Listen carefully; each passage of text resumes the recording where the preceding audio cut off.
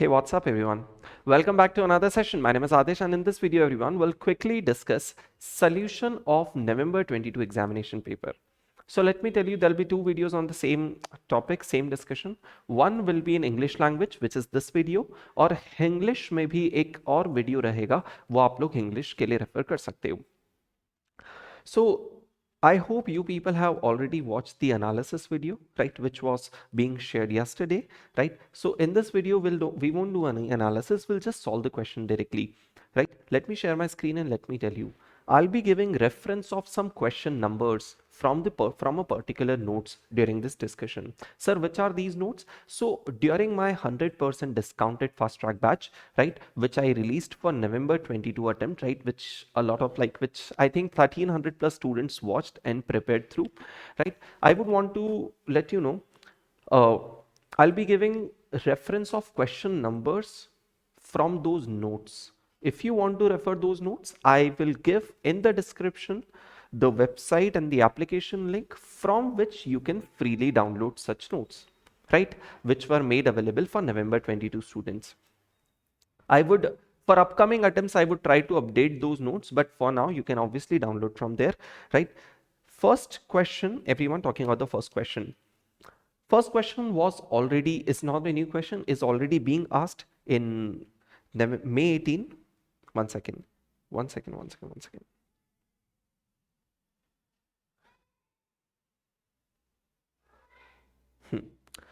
question is already being asked in May 18, November 09 and November 07. Question number 9th from the mergers and acquisition topic of our 100% discounted batch notes. Nothing new. So let me make it this clear to everyone again. We are not going to solve each and every question. The questions which are exactly the same, we won't be discussing it. Questions which are slightly different or are entirely new are to be discussed in this video. Okay, so question number 9th M&A, you can refer the notes. Obviously won't be discussing same question number first, but yeah, second part of this question has something new, which is why I think we'll have to consider it for our discussion. First, A, Alpha Limited wants to acquire Beta, swap ratio 0.5, which is 1 share for every 2 shares. Profits given, number of equity shares given, EPS. 18 divided by 6 gives me 3, 360 divided by 180 gives me 2. P ratio 10 and 7, so 10 into 3, 30, 2 into 7, 14. Okay, gives me market price. You are required to determine number of equity shares to be issued by Alpha. So Alpha was acquirer. This is acquirers column. This is targets column. Never miss this. Examiner might make you like examiner might play a trick on you where it will first give targets column beta. है ना? Always check that out. Coming back. Sir, how many shares would you issue? 0.5. So against 180, 90,000 shares will be issued. Okay, perfect. Post-merger EPS. So earnings will be added. There is no synergy in earnings. Earnings will be added divided by post-merger number of EPS shares, which is 6 plus 90,000 which are being issued. So 21,60,000 being the numerator and 690 being the denominator, 3.13 post-merger EPS. Sir, equivalent EPS 3.13 into 0.5, which is 1.57. Expected market price of A Limited. This is what happens when someone copies paste blindly. Imagine the level of CA Institute. Imagine an institute preparing chartered accountants in our country, and this is the level of their exam paper, where they copy paste the question from somewhere without realizing, sir, we missed to write down Alpha Limited over here, which is the company in our case, right? Well, what do we talk about them? It'll take hours for us to talk about them. Anyways, sir, if P ratio increases to 12, what is the expected market price? So obviously they're asking about post-merger market price. So post-merger EPS multiplied by post-merger PE12 give me post-merger market price.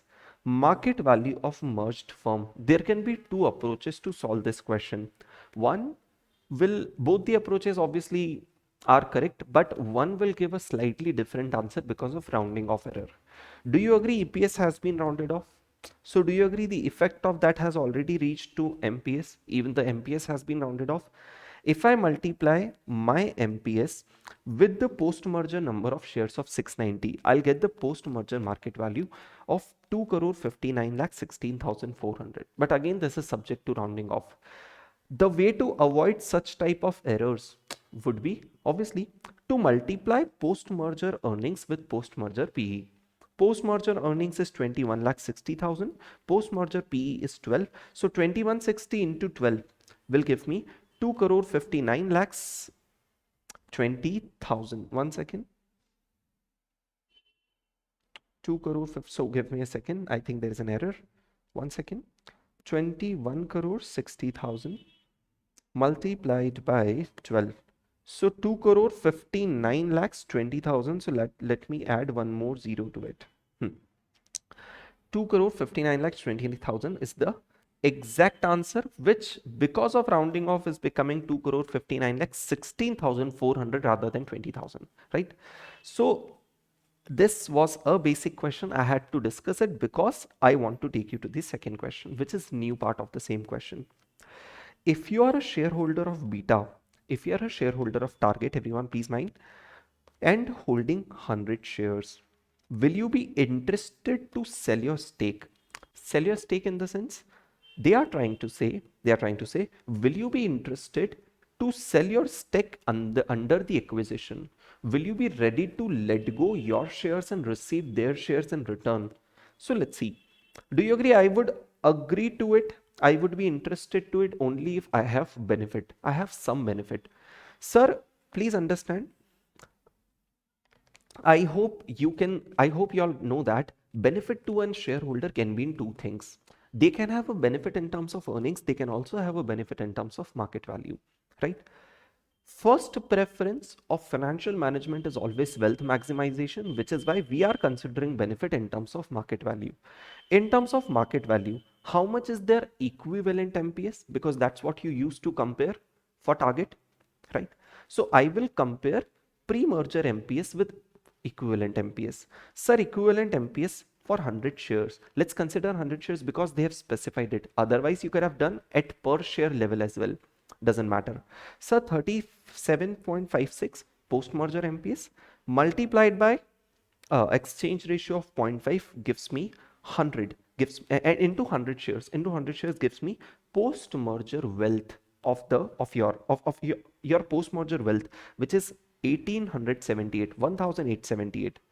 If you compare this with your pre-merger wealth of 100 shares, so 100 shares into 14 MPS beta before merger, Target before merger, right, gives me 1400. Since your wealth is increasing because of merger, I would be interested in selling off the shares.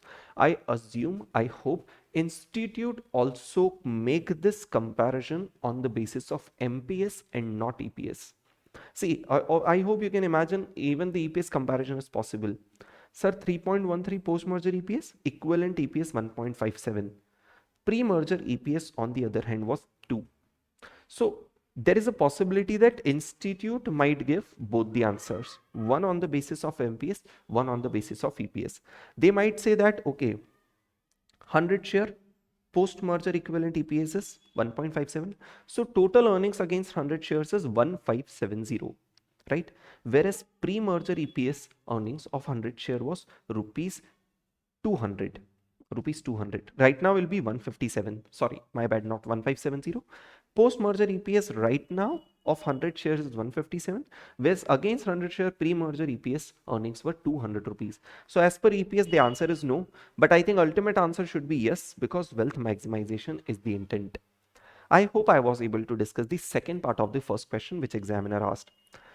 So first part, everyone, first question A part done. First question B part, already asked once in May 18. Slightly different numbers, otherwise exactly same. I can say same even word to word. It's there as question number 37 of our equity and corporate valuation notes. Okay, perfect. Again, just a reminder, you can download such notes from outscorr.com or Outscorr Play on the App Store. Okay, Android App Store. So this is again a basic question, not even a point of doubt in this, right? Second question A part. So we won't be discussing the theory questions, everyone, please. We won't be discussing theory questions. Second question, A part. Just give me a moment. November 15 was the attempt when it was asked once. It's there as question number 88 in our book.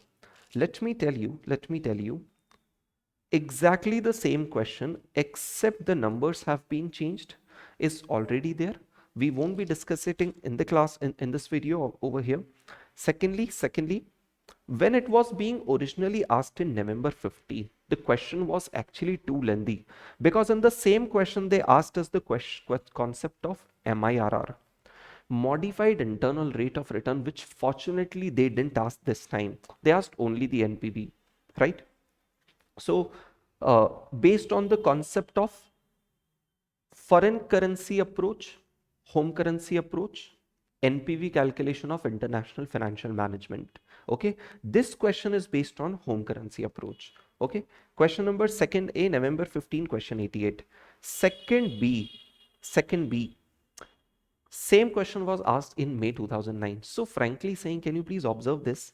May 9, November 15, May 14. This is still a repeated question, but otherwise such questions are being asked from very older attempts, right? Anyways, it's there as question number 13 of your Forex notes, right? Forex and international financial management notes. It's there as question number 13. What's different in this question as compared to that, I'll discuss. In that question over there, see, they have given spot and they have given 2 months spread. Now the doubt came to the students about 2 months spread. Sir, what was exactly the doubt? Doubt was, sir, normally spread word is used in context to bid and ask. But obviously when the examiner says 2 months, one should be assuming it with respect to forward. Sir, but we were never being taught that spread can be used as a difference between spot and forward. Let me tell you, and let me also take you to, one second, let me also take you to my concepts notes, right? Because this video is especially important who are watching my 100% discounted lectures. Why? Because, sir, if you are preparing for May 23, these questions become relevant for you. So give me a second. Okay. Y'all remember we wrote multiple words for swap points. We wrote it forward points, forward margin, swap points, right? But we didn't write spread, because practically spread word is being used with respect to bid ask. But please consider my point. When examiner says 2 months, do you find any other possibility other than spot and forward? No, right? So please don't think it to be bid and ask, because anyways both bid and ask are given here, right? So what would you do to these numbers? It has to be 2 months forward, first thing.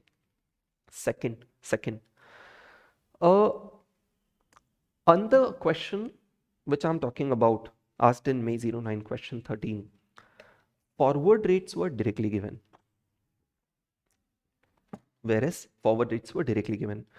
this time they have given the swap points, otherwise everything else is same. B part was not being there, it's new, added here. Extremely easy. They're asking you the conversion. CA final students, come on everyone. We have already talked about fate of forward contracts, currency options, futures, everything.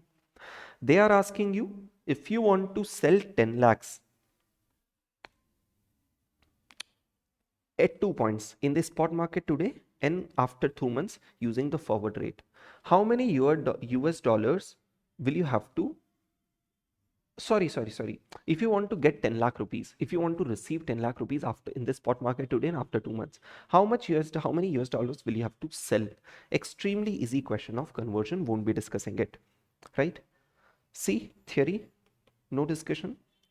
Third A, question number third A was being asked in November 16, question 26 of our derivatives notes, right? Why am I giving this reference? Because I know that students of not just November 22, but students for future attempts have already prepared using our fast track lectures, which is why, right? Anyways, I think numbers have changed. Otherwise, absolutely no change in the question. Okay, third A, no point of discussion. Third B was being asked in RTP May 10. First time it's being asked in any exam paper, which is November 22 SFM examination paper. Question number 61 of portfolio management chapter. We already have done this question with the name of Sunidhi, right? Not even a single point of doubt in this question except the new part that we'll discuss now. Okay, not even a single point of doubt, right? What's different as compared to question which was already there? And that thing I used to tell you as a doubt over there, that CICA has missed this thing and they have rectified it. I would appreciate the depth. Please guys, try to connect to me. Let me give you the context of the question. Context of the question, everyone, is this question is actually on portfolio rebalancing. One second now.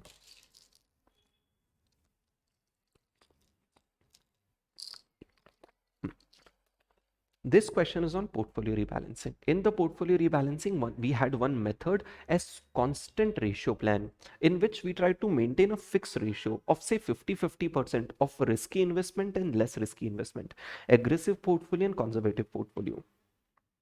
These are the details of aggressive portfolio which has only equities, right? She also has, this woman also has a conservative portfolio. Like, so she invested 5 lakhs equally, like half into equity and conservative, which is bond. Now, in the equity portfolio, we know that every time the NAV changes, value of equity will change. So I need your help in imagination. 250 equity, 250 bond, right? Now, 250 equity, as the NAV changes, the value of equity portfolio as a whole will change. On the other side, bond portfolio will remain constant, which is why one is fixed and another is changing, which is why my ratio will get disturbed. So I will have to rebalance. I'll have to make them equal. Equity increase, reduce down equity slightly and increase the bond. It remains this. Again, it gets balanced. Equity falls down, bond is already here. Increase the equity slightly, fall down, like bring down the bonds slightly, right? Basically sell the bonds and increase the equity. Again, they become equal. This is what we used to do. Now the point of consideration. Let me take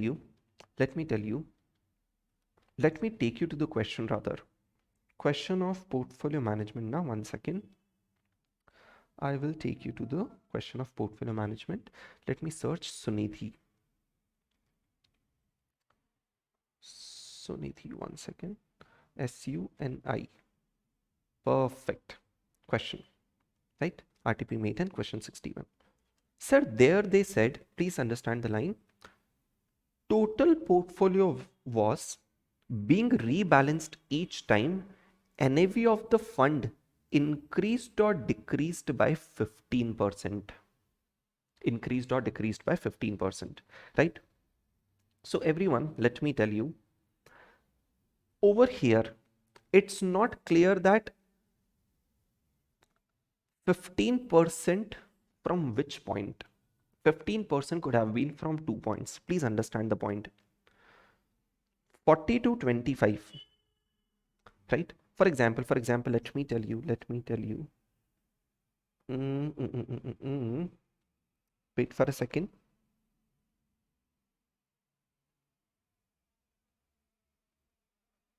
Yeah. When the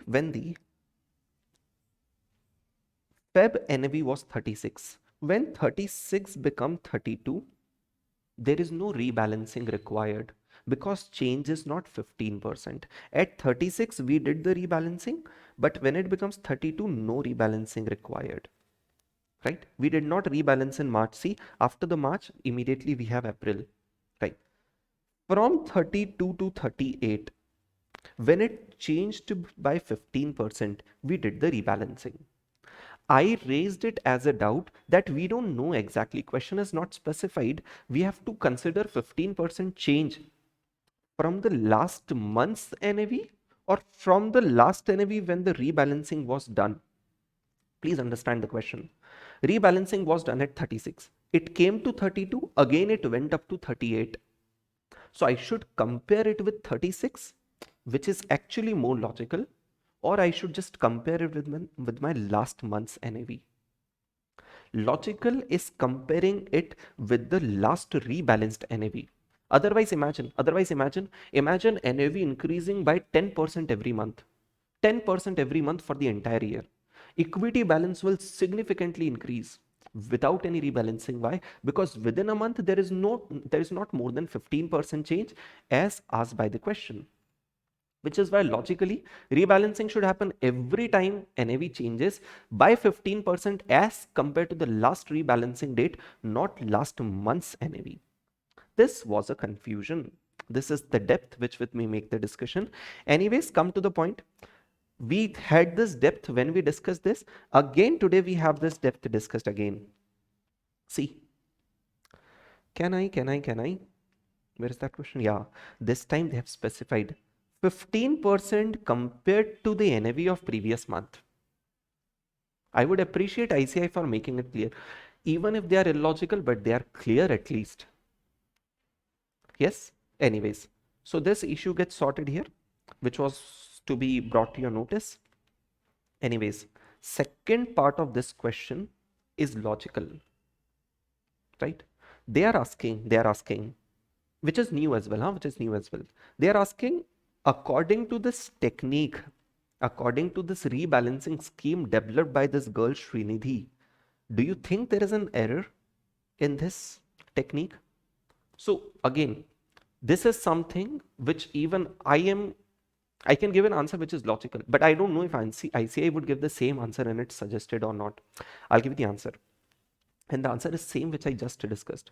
Logically, the rebalancing should be done every time NAV changes 15% as compared to my last rebalancing NAV, as compared to NAV on a date when the last rebalancing was being done, right? But what Srinidhi has done, done rebalancing by rebalancing when NAV changes 15% as compared to previous month. So imagine NAV increasing 14% for 10 months continuously. Equity will keep on increasing, bond will remain here, no rebalancing. Sir, why? Because as per rule, we have not crossed 15% in a month, which is the problem, which is the error, which I think should be the answer. So I can write that Srinidhi could have considered the change of 15% from the last rebalancing date and not the last month's date, right? This in this direction should be the answer. Let's wait for suggested, we'll get the clarity. Anyways, C part, money market hedging, not to be discussed. So B part done, RTP maintenance 61 of portfolio. 4A, very new but very easy question with some ambiguity. Following is the information related to 3 mutual fund, A, B, C for 3 years. Sir, what is this data? Return risk, we don't know. In the absence of information, best possibility is to assume returns, right? So these are the returns of 3 years, okay? Correlation between market and mutual fund, which is R between market and mutual fund is being given.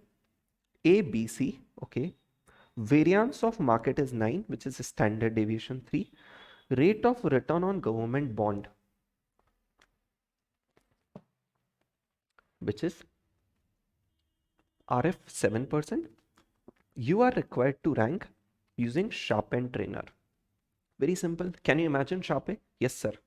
Expected return minus RF divided by standard deviation. So we need expected return, which is nothing but the average of the 3. We need RF, which is 7% given. We need standard deviation. Can we please calculate the standard deviation of the 3 numbers? Yes, 1.63, 2.05, 3.27%. Okay. Sir, trainer's ratio, what do you need? Expected return minus RF divided by beta. Expected return RF you already have. Talking about the beta, everyone please. Sir, beta, how do you calculate? Beta calculation is correlation between mutual fund in the market into standard deviation of mutual fund divided by standard deviation of market. Correlation is there, individual mutual fund. Standard deviation of individual mutual fund is there, standard deviation of market is also here.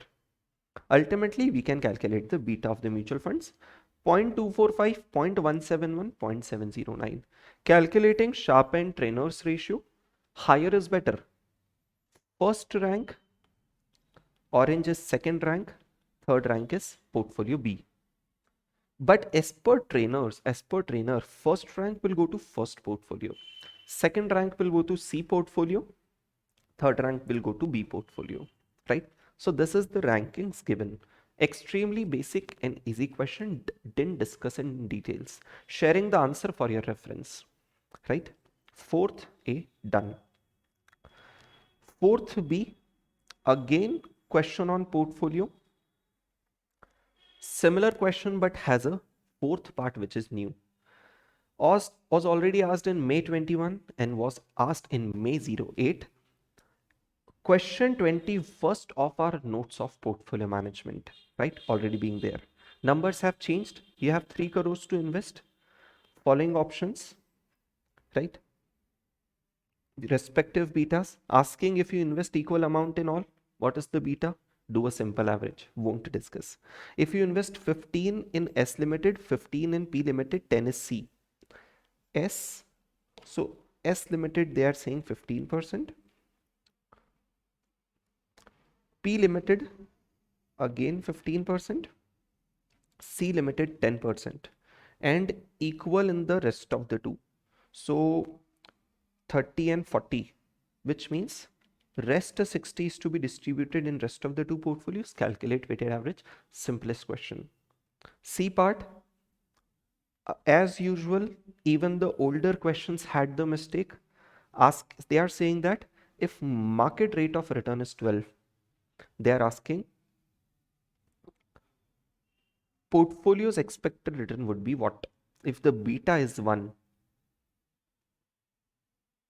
One second. Let me change my explanation. Market expected rate of return is 12%. Market beta is 1. They are asking portfolio's expected rate of return in both the above scenarios. Point is, in the entire question, RF is being missing, which was already being missing, which is why I used to call it as an ambiguous question. But okay, no problem. Ignoring RF will do the calculation. So if you, in the formula of CAPM, RF plus RM minus RF into beta. If you ignore the RF, what is the formula left? RM into beta. So respective betas multiply RM at the rate of 12%. You'll get the answer. Fourth and the new part. They are asking, sir, this time out of 5 we can select only 3 securities. And every security has to have a minimum weight of 20%. So you can't be making it 10, 10, 80. It should be at least 20, 20. Rest you can go to the third security. They are asking, and why are you doing it? To diversify the risk. Okay. You are requested to advise the company the right metrics, right proportion of securities to maximize the return. Diversification was to minimize the risk, which has gone. But right now we have to select 3 securities and tell along with their weights, so that I can maximize the return in 2 scenarios, bullish, bearish. Bullish when the market return are expected to be 10%. Do you agree if market is expected to go up, I will invest in high beta securities, because beta tells the sensitivity. If market goes up, I will further go up, right? Perfect. So first of all, you can straight away ignore the negative beta, because if market goes up, negative, in case of negative beta, security will go down, will give negative returns. Okay. So 2020 I need to invest minimum in each security. So can I say rest 60 can be invested in the best security? Highest beta best security 60% invested. Second best security 1.6. Third best 1. So invested 2020 over here. Obviously no point of investing in the rest of the two. If the market is expected to give -5 returns, if market goes down, with higher beta you will go further down. So you should keep the beta lower positive or in fact negative, so that if market goes down, you will go up negative beta, right? So best security to invest in this case will be this. Market goes down, it will go up, right? 60% investment over here. Next best, sir, this one. Market go down, we go down, but only by 0.6, not more, 20%. Third best security, I think will be this. These are high beta, right? But in my opinion, just sharing the portfolio won't give you marks. I think you should calculate the beta as per the portfolio you suggested and calculate the return using CAPM where RM has to be 10 and minus 5. This is what I think should be done. Return calculation should also be done, right? Fourth part, which was new, hence already discussed, hence discussed over here, right? I hope you people are getting everything. I hope you people are understanding. So B part done from fourth. Talking about 5A, new and extremely easy question. New and extremely easy question. Following information of shares, again from the portfolio of 3 different companies, ABC, respective years. Information of returns is given, okay, right? Construct maximum number of portfolios and its return. Not just construct a portfolio, but also calculate the returns if each portfolio each portfolio consists of any 2 company shares. In a portfolio, how many companies at max can you include? 2 companies. And their weight is also specified, 65 and 35. Suggest the portfolio with the highest return. Sir, if I pick A and B, there can be 2 possibilities, 35A and 65 in B, or 65 in A or 35 in B. Similarly, 2 for BC, similarly 2 for 6A. Total 6 portfolios. In all 6 portfolios, you have the expected returns, you have the weights. Please calculate the portfolio return and suggest the highest one. Simple, easy question. Sir, expected return or a simple average of past returns. Third, calculate beta of the portfolio. With these details, calculation done extremely easy. Extremely easy, right? Fifth A done. Fifth B, May 14, November 8. Almost same, almost same. 42 question of our notes already being there, not to be discussed, extremely similar, extremely similar. Okay, C part theory. Talking about 6th question, A part, new and easy. Similar question like first part of this question is already there in the notes. Second and third part new, hence we will discuss. Sir, please understand. Mr. X wants to invest 1 lakh in a 7-year 8% bond. Maturity of the bond is 7 years. Coupon rate is 8% in the market, which was issued 2 years ago. So since 2 years have already passed, how many years are left to be considered? 8 years relevant for calculation. Okay, face value is rupees 100. You are requested to advise him maximum price for the bond to be paid, which means 1 lakh has nothing to do. You are concerned on a per price bond, per share, on a per bond value, per bond price. Simple, extremely simple. If the minimum 9% required rate of return, so obviously you have the redemption value to be 100. You have the coupon payment every year to be received is equals to rupees 8, right? You have the time period to be 5 years, maturity. You have discounting rate to be 9, calculate PV. 1, 2, 3, 4. All cases you have to calculate PV. Wordings are different. Minimum 9% return, minimum 7% return, right? If present rate of similar bond is 8.25. So if similar bond is being issued at 8.25, I would expect even the same return on my bonds, which is why the discounting rate becomes 8.25 and 7.75. Done. First part was easy. Second part, please pay attention. Sir,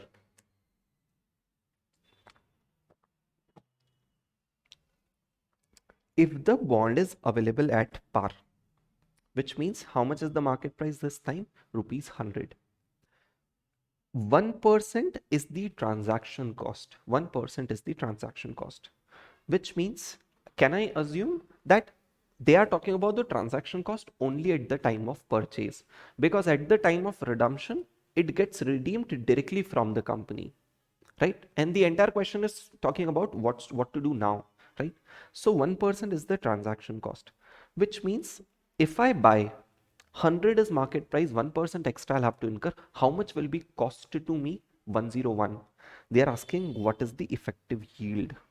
If if do you agree your yield will change? Because if you invest 100 and if you receive 8 rupee coupon payment for 5 years and 100 rupees again at redemption value, if you receive back, the returns are different as compared to if you pay 101 right now. You're paying 1 rupee extra, so return has to fall down. In my opinion, they are not expecting you to calculate the YTM again using IRR method. Don't calculate YTM again using IRR method. In my opinion, they are asking you to apply common sense. That when the return is 7.75, PV turns out to be 101. So in the next part, they have given you the PV. They have given you how much have you to pay, how much have you paid for this along with all the cost? 101. So how much will be the return? So obviously 7.75. If I want to earn 7.75, I can pay 101. Agreed? This was the interpretation. Now, if you have paid 101, how much will you earn? 7.75 effective yield. Please. So don't consider effective yield with some concept of money market instrument. When someone tries to say effective, it means after considering all the cost, how much effectively I could earn, right? Second part done. Third part, slightly basic. Even I'm worried with this part as to what will institute do in this. Anyways, number of days, please understand the question. Number of days required to break even transaction if bond are available at par and 2% transaction cost. I'm not getting the question. Number of days I have to find out required to break even transaction cost, which means break even is a situation where is no gain no loss, right? So you are paying 2% extra, right? So when would I be able to recover that 2% so that I come to a situation of no gain no loss, where transaction cost obviously is 2% and the bond is trading at par? So first of all, let me find out my return yield excluding transaction cost. If there is no transaction cost, how much is my yield? Sir, since bond is trading at par, can I say, since bond is trading at par, can I say for this my YTM will be equals to the coupon rate, basic property of fixed income, which means my earnings, my YTM is 8%. On an annual basis, I will earn 8% annually. Transaction cost is one-time cost which I have to incur at 0.0. So 2% is my cost, right, which I've incurred.